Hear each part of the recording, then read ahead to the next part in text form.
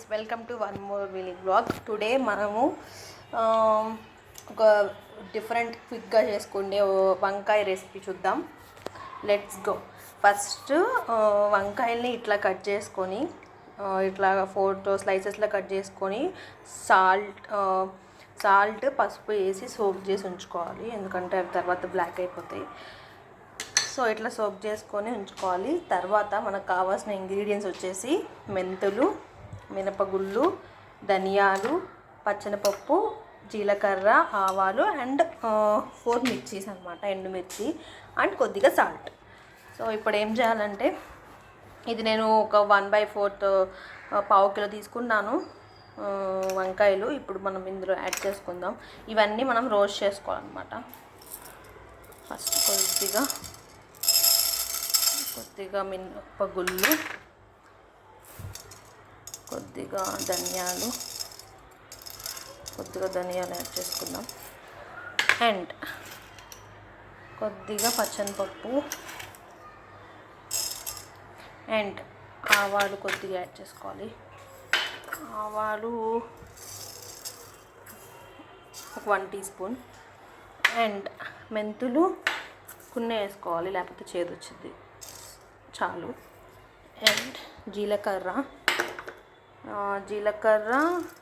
ఇంత వేసుకుంటే చాలు.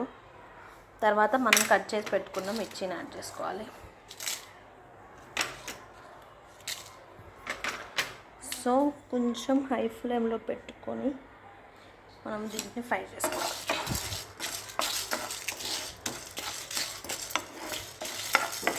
ఇవి లైట్ బ్రౌన్ కలర్ వచ్చాక మనం దీన్ని మిక్సీ పట్టుకోవాలన్నమాట. ఫ్రై చేసుకున్నాక ఇట్లా లైట్ బ్రౌన్ కలర్లో రావాలి, కొంచెం చల్లారాక మిక్సీ పట్టుకుందాం.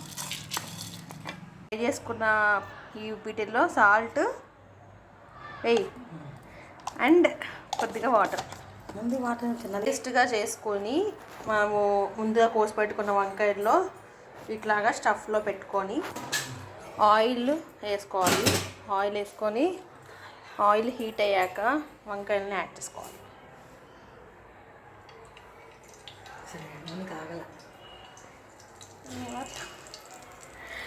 ఇవి వేయాలన్నమాట. వీటిని వేసేసి ఒక ముక్క ఉడికేదాకా మగ్గనిచ్చుకోవాలి.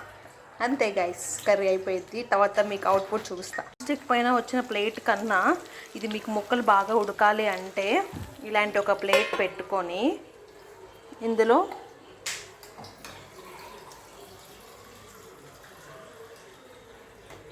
కొంచెం వాటర్ యాడ్ చేస్తే మీకు పైన వైపు కూడా ప్రాపర్గా కుక్ అవుతాయి.